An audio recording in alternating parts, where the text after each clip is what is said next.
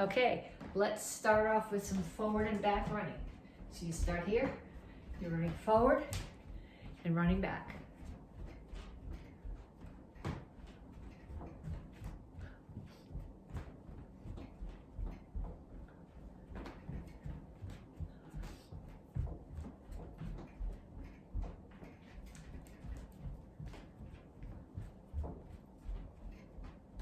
And then punches. Keep your hands up, keep your feet moving.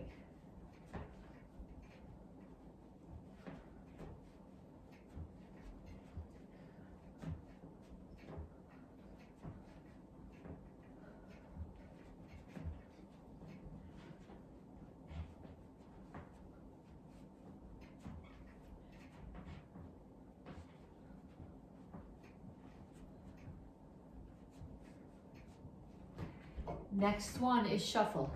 Either side to side or front to back, depending on how your space is. Make sure that you keep your hands up. If you want to throw some punches while you're doing it, that's fine.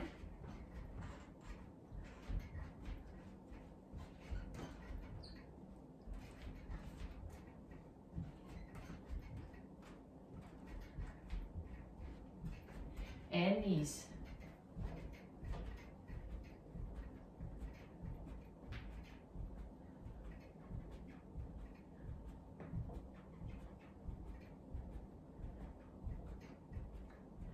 Other side.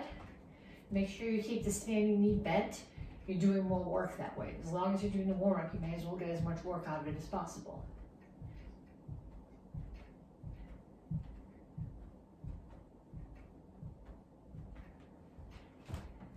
And ladder steps.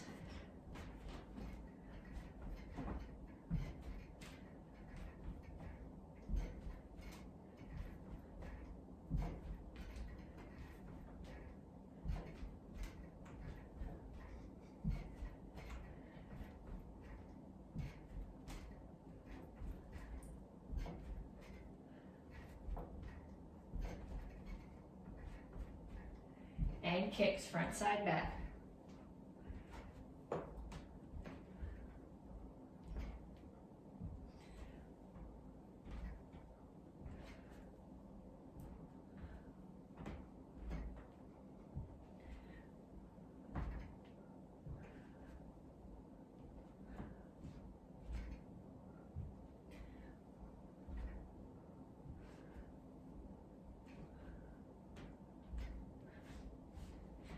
Okay, check your pulse. If you're not at least 120, do that 2 more times. So run front and back, punches, shuffle, knees, ladder steps, kicks. Make sure you, at least twice, 3 times is better. Make sure your pulse is up to 120, and then come back to me to stretch. Okay, when you're ready to stretch, so I think I'm gonna angle this down a little bit so that you can see me if I'm on the floor instead of just seeing the empty ceiling. Reach up. And you're not just putting your arms up here, but you're pushing them towards the ceiling. And then reach for the floor.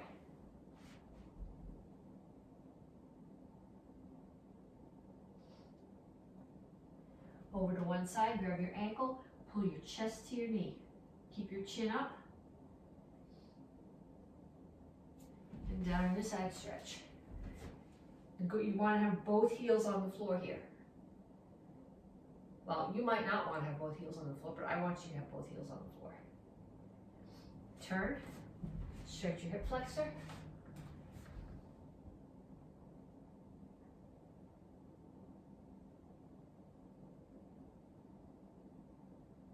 And then straighten out your legs. All your toes are facing in the same direction. Both knees are straight. Chin is up. Back is flat. Reach down over the front leg. Chest toward your knee. You should feel this primarily in the hamstring of the front leg. Come to the center. Toes straight forward. Push your knees out. Other side. Grab your ankle.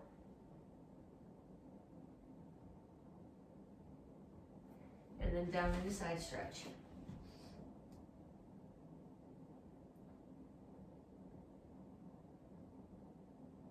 turn, stretch your hip flexor.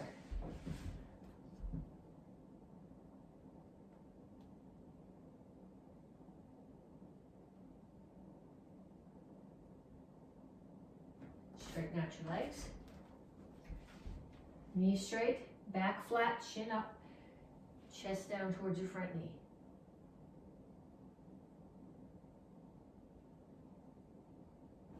Have a seat. Put the bottoms of your feet together. Okay, if you can put the bottoms of your feet together and still keep your back flat here, not rounded like that, go ahead and put both hands on your knees. If when you let go, it rounds your back, take one elbow or one arm, tuck it there to force your back straight, and just use your hand to pulse one knee down.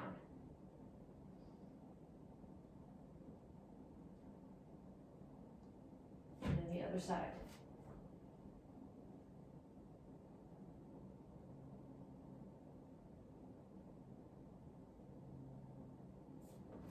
Okay, put one foot out, pull the other foot across. If you can pull this one in and still keep both butt cheeks on the floor, pull it in. If pulling this one in gets one hip up off the floor, keep it straight out. This knee is in, opposite elbow is on the outside of the knee, and you're pushing across.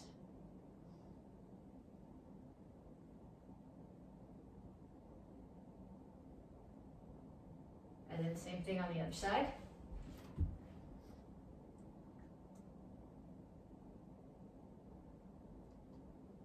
And then come up to a wide squat. Heels on the floor. Put your elbows inside your knees, push your knees out, and rock back and forth.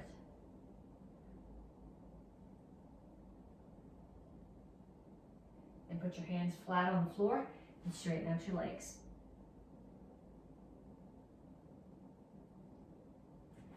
Okay, I'm going to show you 3 exercises, walk you through them, explain what I want, and then you're going to do 2 times through 10 of each exercise. So the first one is inchworm push-ups. When you do inchworm push-ups, you start here, you put your hands down on the floor, you walk them out. Okay, you can either stay here on your toes or drop to your knees. In either case, your back is flat. So none of this and none of this. Keep your elbows tucked into your body. 1 push-up. Work your hands all the way back. Okay, so down. Hands out. 1 push-up. And all the way back. Okay, those are called inchworm push-ups because you're doing like an inchworm. Next one is a completely straight body sit-up. I'm flat on my back, legs are straight, arms are straight up towards the ceiling. They're not going behind my head, they start here. I sit up, so my arms are now straight still to the ceiling and back down.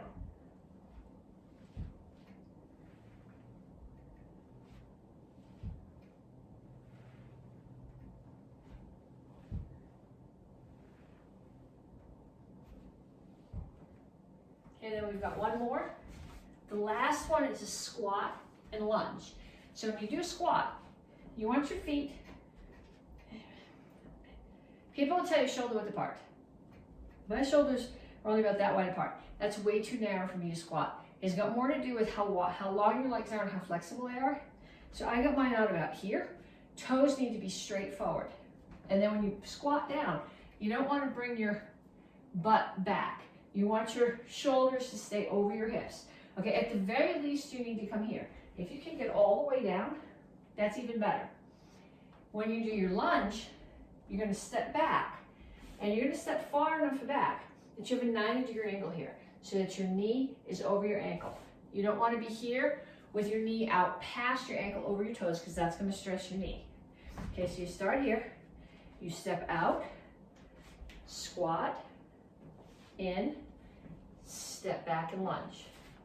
Step out, squat, in, back, lunge. Squat, and this one side is 1, so squat, lunge, that's 1, squat, lunge. That's 2. Okay, so I want you to do inchworm push-ups, straight body sit-ups, and squat and lunge. 10 of each, 10 sets, and then come back to me and we're gonna work on the lesson for the week. Okay, so I know some of you guys are not interested in learning forms until you understand what you're doing, why you're doing it. Some of you guys want to learn the dance first and then have me explain to you later what we're doing. Well, guess what? It's not about the dance. It's about the interpretations. They're also called bunkai or bunkai. Those are the important things. So if you did pieces of forms with me in Monday's video and you're going, yes, we're going to learn the form today. Well, sort of. We're still learning pieces. Okay, then when we get further along into the month, further along into the cycle, and see, remember that self-defense that we practiced way back at the beginning? We're going to take that now. You're going to put your feet like this, and here you go. And you're going to understand why you're doing it, which is going to make the form a lot easier. Okay, so we're going to start off, beginner's form for this cycle, or white belt form for this cycle is basic form 1 and basic form 2. So we're going to start off with what are we doing? And in some cases, why are we doing it? Okay, so I'm standing here, and someone is coming at me. We always say they're coming at me with a kick, but they might not be coming at me with a kick. They might just be walking towards me, threatening me. Okay, first thing I'm gonna do is I'm gonna cross my arms like this. This is called a cross-body chamber. Because if I just do this, and I reach down and I block, my whole body's wide open. And while I'm doing it, there's a good chance I'm gonna get punched. Okay, but if I start here, and I guessed wrong, and what's coming is not a kick or a step, but it's a punch, my hands are up, my head is covered, my chest, my stomach is all covered. So I'm gonna start here, I'm gonna block, and I'm gonna turn towards them and strike. I'm gonna do a hammer fist. Hammer fist is I'm hitting with this surface, okay? If I'm doing it down, it would be like hitting something with a hammer. But you can, if you're nailing in something that's an awkward angle, sometimes your hammer goes this way. Okay, so my hammer is coming down at a 45-degree angle. So I gotta start here, I got a chamber like this. I'm gonna turn towards it. I've got rotation added into this for power from last month and slam into this muscle right here above the knee. Okay, you go where your knee bends, right above it. Find that spot, that soft spot. It's a pressure point. If you hit it hard enough, if you're taking CDF with me this month, go get your Kubiton and try it with the Kubiton. Do it to yourself gently with the Kubiton. Don't do this to somebody else with the Kubiton until you've done it on yourself, because you should be surprised at how much it hurts. Okay, so I'm gonna slam, whether it's a kick or they're just walking at me and I'm stopping them, and then I'm gonna punch. In the form, we step, but from a self-defense point of view, if they back off when you do that, you might need to punch. But if they're kicking and you slam, okay, they're kicking, you slam, they drop here. You don't need to take a step because they're already right there and you're gonna hit them. So you're gonna start here, you're gonna cover your whole body so that you don't get hit first. You're gonna slam into their leg and punch them. Or cover your body, step in, block a kick, and if they back away, step in and punch them. Okay, and you're gonna do it on the other side too. So on the other side, hands go this way. The hand that's gonna be blocking is the one that comes across the body. So if I'm blocking low with my left hand, the left one is high. If I'm blocking low with the right hand is high. I know that seems confusing, but eventually it will make more sense, because when you get your black belt, everything is going to be a cross-body chamber, and you go, oh, I get why we did that now. Okay, if you're already black belt, you're doing that. If you're not, don't stress about it. If you do it, somebody's going to go, why are you doing that? You're not supposed to be doing that yet. Okay, but somebody's coming this way. Chamber, cover your body. That's what the chamber is. It's cover your body. Turn, slam to the inside of the knee, punch. Or turn, block the kick, punch. Okay, save that. Everybody can do all these drills, even if it's not from your curriculum. I want everybody to do these drills, and then I'll give you something to do with them at the end. The next one is from Chilsung Ilro, and we start off with that same block, low. So somebody's coming at me, I cover my body, I hit the inside of their knee. They're falling down towards me now, so I just take this arm, I bring it up. I'm gonna bring it across my body a little bit so that it can rotate, come up under their chin. So I'm taking my forearm and coming up under their chin. I'm gonna grab the head, pull it down, and chop the side of the neck or this soft spot here, okay? So, just like we did with the white belt form, cover your body, strike. It's gonna bend them down, come up under the neck, chop. On the other side, cover your body, strike down. Now, as I come across to get ready to strike up, my body is covered again. Okay, in the form, you're gonna be here, but that's covering your face from both sides. But I'm here, come up under the neck, pull the head down, strike. If you did Monday's video, you know I like that interpretation of that first move. There's not necessarily a right or wrong interpretation. As long as you can put a body there and make it work and it makes sense, then it's a legit interpretation. If you put a body there and it doesn't make sense, then you gotta figure something else out. Okay, but let's do that a couple more times in each direction. I'm gonna hammer into the side of the leg, forearm into the throat, chop to the side of the neck. Cover the body, hammer to the inside of the knee, forearm to the throat, pull the head down, chop the neck. Okay, that comes from Chilsung Ilro, which is the beginner form. Advanced, you guys are doing Chilsung Samro. I'm going to do this. If you know the form, you're going to go, that's not the way it goes in the form. It switches directions. You're right, in the form it does switch directions. But this is an interpretation of the form that's a self-defense. So I'm going to do the whole thing going forward. So the person who is attacking me, what they're doing is they're coming at me. They're stepping way in close. They want to throw a front kick or a knee, but they're stepping way in close. And when they don't get that, then they're going to throw a hook punch and a hook punch. Okay, so they're coming in, they're stepping in. I'm going to step in closer to them and push down on that knee, which is going to bring them down here, and I'm going to push back on their chin and push them away. Okay, now they're coming back at me. I'm going to step away. They're going to throw a hook punch. I'm going to block it, and they're going to throw a hook punch with the other hand, and I'm going to block it. So if you know Basadai or Pyongan, you've done counter torque like this before. If you haven't, okay, my hands are going to start here, and the punch is coming on from that side, and I'm pushing it away from me. Now there's a punch coming from this side, and I push it away from me. So someone is coming at me. They are coming at me with a kick. They step in, they throw a punch and a punch. Hopefully they're not smart enough to put their hand up when they punch. If they do, they might have martial arts training and this might not work, I don't know. But in any case, so what you're doing is they come at you, you step in, you drop your weight, you push that knee down, and as their head comes down, you push up on their chin, and then you push them away. You hit the top, you're not just pushing, you're hitting the top of the pec. So find the collarbones, and then right underneath is the top of the pec. If you take your finger and dig it in there, there's a pressure point there. Okay, you're not just pushing, but what you're doing is you're hitting with the palm heel. It's going at an angle and you push and pull. So it's just a slap. So block the knee or the kick, push their chin up, push them away, then step away from them. Now they keep coming at you. Block the hook punch, block the hook punch. Okay, so if your brain needs to go the other direction, they're coming at you. Push down their knee. They fall forward, push up on their chin, push them away. I bring my hands here when I chamber for the push away, just because it gives me some distance to cover and it allows me to rotate. I step back out of the way, then I block a hook punch, block a hook punch. A couple more times, once more in each direction. Step in, block the knee or the kick, take their chin, push them away. Get out of the way, they're still coming at me. Block a punch, block a punch. And again, they're coming at me. I'll go a little bit angled here.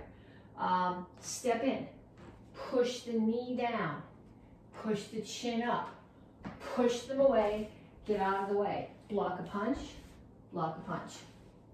Okay, so that's from the advanced form. First degree black belts are doing row high. So we're going to do one of the coolest moves in row high as a self-defense. Somebody is here. You're going to grab their head and pull it in and do a headbutt. I should have brought something out here to do this with. Okay, we're going to do a headbutt. You don't want to hit with your nose, and you don't want to hit with your forehead. You want to hit with this spot right here. Okay, right there. What you'd like to do is hit their nose with it, ideally. If they're a lot taller than you, you might hit their chin, but chin or nose. You don't want to hit that same part of their head or it's going to hurt. Okay, so what I'm going to do, let me see, I got to get there for a second. 1, 2. I'm going to come here. I'm going to grab I could be grabbing their ears. I could be grabbing their head. I could be grabbing, if they have enough coat on, I could be grabbing a collar. I'm here, and I'm going to step in. So I'm using backup mass here. I'm dropping my weight, pulling them into me, and headbutting them, and then stepping back and pushing them away from me. Okay, so I'm going to grab, step in, drop my weight, headbutt, step away. Step away so that if I didn't knock them down with the headbutt and they're thinking about coming back, I'm already heading in the other direction. Okay, so if it makes more sense to you from this way, I grab, I step in, I pull them down, I drop my weight into it, back up mass. Don't forget what we did last month. Headbutt, hop away from them. Grab, back up mass, headbutt, back away from them. Just trying to show you different angles. I don't know, everybody finds a different way that makes sense to them. Grab their head, step in, headbutt, and back away. Okay, and then the one last one that we're going to do, this is from the form that the 2nd and 3rd degree black belts are doing. It's called Seishan. And if you did Monday's video, we worked on the stance transitions here. And the stance transitions here are very slow. I step out through Soga Chasi and turn to Chingle Chasi and back in. Through Soga Chasi to Chingle Chasi. Back in.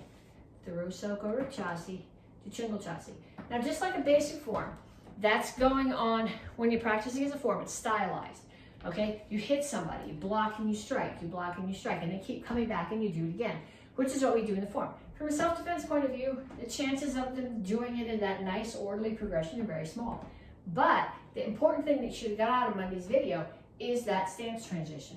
So I'm going to start here. Somebody's going to throw a punch at me. Okay, I'm going to step away from the punch. In the form, I step in, but for now, I'm going to step away, block, and then I'm going to rotate and punch. If you want more, step away, block. Okay, this is essentially the same counter torque block that we just did from Chilsung Samro, except I'm stepping away as I do it. So I'm going to step away, block, grab their hand, pull it in, rotate and punch. They throw the punch. Get out of the way. Okay, counter torque, head out of the way, grab, pull them in, rotate and punch. From this angle, you can step in if you want to, I guess. You can step in and block, grab, pull them in and punch. But right now, if you're the way that we're punching, we're assuming that we're going to be on the inside. So stepping away this way makes more sense. They're throwing the punch. I step out of the way, counter torque block, grab, pull them in, punch. Same thing on the other side. They attack, step out of the way, block, pull them in, and punch. And then if you want, travel down with it. Okay, so I'm going to step in, block, punch. Step in, block, punch. Step in, block, punch. Okay, so we do drills like this all the time where we step and low block. Step and low block. Step and block. Step and punch. All we're doing here is we're putting those two things together. In the form, it's much slower than this. From a self-defense point of view, if you go turn, turn, turn, turn, turn, turn, turn, turn, settle block. Turn, turn, turn, turn, turn, turn, settle punch. You can hit it in the head. But we're going to put them together and go block, punch. And then step again, block, punch. But I still have the stance transition where as I block, I'm here in Soga Chasi and I'm rotating to Chingle Chasi as I punch. Then what I want you to do is I want you to get your karate partner or whoever's in the house with you. Bribe them if you have to. Tell them you make the brownies later. But I want you to practice all these things. So from basic form 1, we practice somebody either stepping towards you or throwing a kick. Block and punch. From Chilsung Ilro, they're coming at you with a step or a kick. And you block it, which pulls them forward. Come up under their neck. Don't really do this, or there's going to be payback. Pull the head down, strike. From Chilsung Samro, they're coming at you with a kick. You're gonna push it down. Come up under their chin. Don't really do that to them, please. Push them away. Get out of the way. Block a punch, block a punch.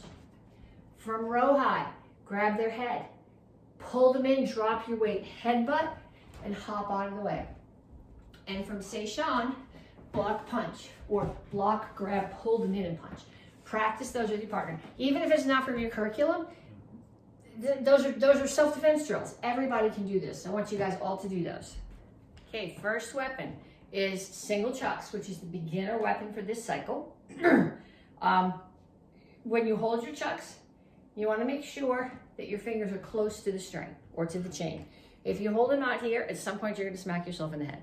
Even if you're holding them here, you're probably going to smack yourself in the head at some point, which is generally why we start beginners out with foam chucks.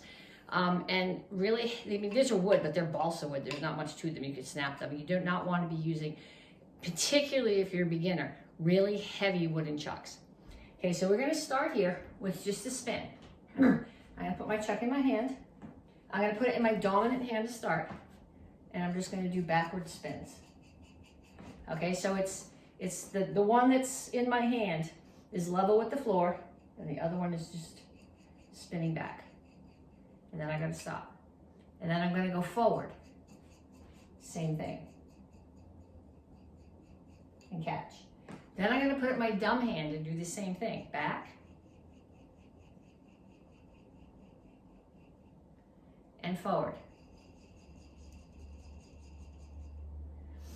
Okay, so what I want you to do now is I want you to start here, put the chuck in your smart hand, start here, spin backwards. Pull it up, catch it on your shoulder. Spin forward. Pull it down, catch it on your leg. So I'm only doing this right now on my smart side. Start here, backward spin, catch it on your shoulder. Forward spin, catch it on your leg. So back, forward. Okay, then I want you to keep practicing that till you can do it consistently on both sides without smacking yourself on the head. Okay, next one, single chucks, beginner weapon. Okay, you're gonna start with your chucks here. I'm gonna do this one on my left side, so I'm mirroring you. I want you guys, most of you are probably right-handed, so you're gonna do it on that side. Then I will switch and do the other side. So what I'm going to do here is I'm going to start with my chucks in front of me, and I'm going to drop my right hand. Then I'm going to take my left hand and I'm going to bring it outside, down and outside, below the other chuck, below my wrist, below my elbow, and back to my shoulder. And then I'm going to unwind it. So I drop the one in my right hand. Left hand goes under the other chuck, under my hand, under my elbow, and back. And it comes back out. Then I'm going to do it on the other side. So this is my right, but I want you to do it mirror to me. You're going to drop your left hand, take your right hand, bring it outside and underneath. So outside and underneath, pull it back. And I want you to practice that so you can do it on both sides. Okay, then once you've got that, we're going to go on to a figure eight. So when you start your figure eight, I want you to put your chucks in one hand. And I want you to draw a number 8 in the air. Okay, then I want you to take the number 8, and I want you to lay it on its side. And I want you to draw the 8 that way. Then you're going to let go one piece of the chuck. And you're going to take it, and you're going to make that same 8. Now you see how much my body's moving? I'm going to stop my hip and my shoulder from moving now, and just make that 8 come from my wrist. Okay, so again, I'll show you on the other side. 8, turn it on its side, 8, let go one hand, and continue making your 8s. Practice that so you can do it consistently on both sides. Okay, advanced class, red belt karate kids, and Tang Soo brown 2-stripe and up. We're doing commons this cycle. Putting a weapon in your hand does not change any of the karate that you're doing. Okay, so I'm going to start here in the left, depending on which class you're in, either front stance or Chingle Chassi, and my weapons are tucked here. Just as if I had open hand and my hands were here, they're tucked. So This one's out, and I'm gonna punch out with this hand. We're gonna break that down in a minute too. Then I'm gonna step forward and punch, step forward and punch, step forward, punch, step forward, punch. Just as if you're doing this open hand. Toes have to be straight forward, hips and shoulders square. Make sure you index. 1, 2, 3, 4. Okay, so now when I punch, I'm not just putting my kama out there. I'm actually punching and dropping the tip. So you're thinking about catching somebody here, or here, or here, and ripping down as you settle your weight. Last month we talked about backup mass. So I want you to think about setting your weight there. So I'm gonna start here, left side, 1, 2, 3, 4. And going back, 1, 2, 3, 4. Okay, we're gonna add one thing to that. If this is the first time you do kamas and your brain doesn't get around it, that's okay. But some of you guys have done kamas before. So what I wanna see is I wanna see a spin. You can do outside or inside or a full figure 8. Okay, my wrists are not very flexible. If you wanna see somebody who does this really well, find Tyler Rafa, ask him. He does that beautifully. But what you need to think about is not having a death grip on your kama. I'm just holding it here between my thumb and my index finger. Just like if I put it down here, it would be just like spinning in a screamer stick. But with the kama, you want to have the middle. If you have G-force kamas or Buki Yushu kamas, you've got a grip in the middle. And that pretty much shows you where the balance point is on the kama. So there's my balance point, and I'm gonna grip right under it. But what I'm doing here is I release, I drop it to the outside and strike, outside and strike. And I'm not just making circles, it's a weapon. So I spin, strike, spin, strike, spin, strike. Okay, so we're gonna do the same thing that we just did, except we're gonna add the spin. So I'm gonna start here, I'm gonna step, punch, spin, punch. My left side is not nearly as good as the right side. And then I'm gonna go back.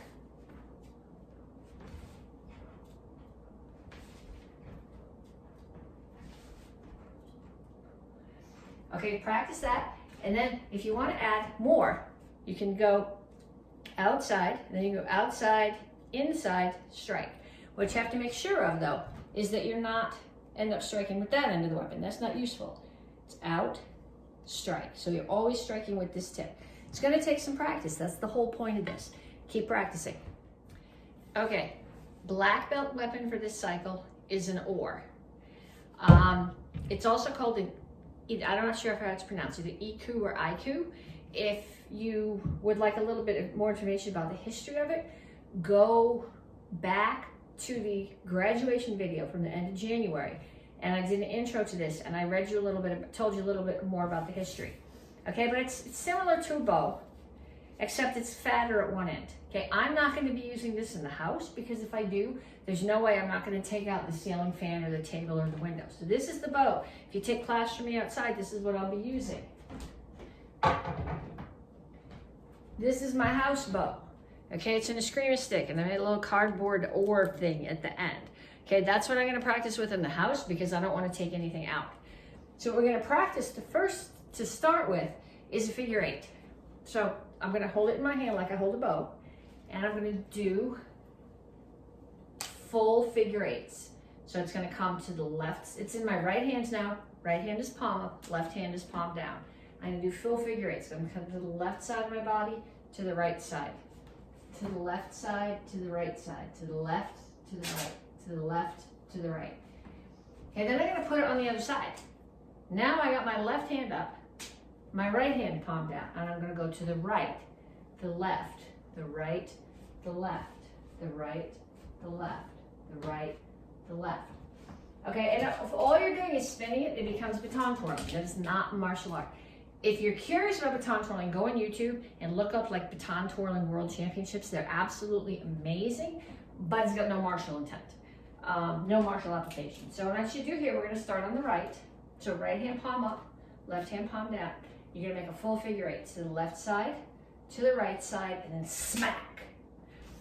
Okay, so I'm clearing something out of the way. Bow, a foot, a sword, somebody coming at me, and then I'm smacking them. Probably not on the top of the head, but side of the head, side of the neck, collarbone. Okay, figure 8, slam. Figure 8, slam. Figure 8, slam. And then we'll do it on the other side. So now put your left hand up, right hand palm down. I'm going to start on the right side, left side, slam. Don't hit the ceiling fan. Right side, left side, slam. So in the other direction, right, left, strike, right, left, strike, right, left, strike, right, left, strike. Okay, so I want you guys to practice that. It feels different with the oar. If you can go out in your yard or if there's no cars in the garage, it may not work if you're practicing in your basement if your ceiling's low, so like doing a bow form in the basement, but the proportion here of, it's probably good, better than a third of the bow is the wide part. And my little one here is the what's the word I'm looking for? It's not the same fraction of it that it's the same percentage of it that's blade. So the feeling's gonna be different, but I can still practice the moves without wrecking any furniture.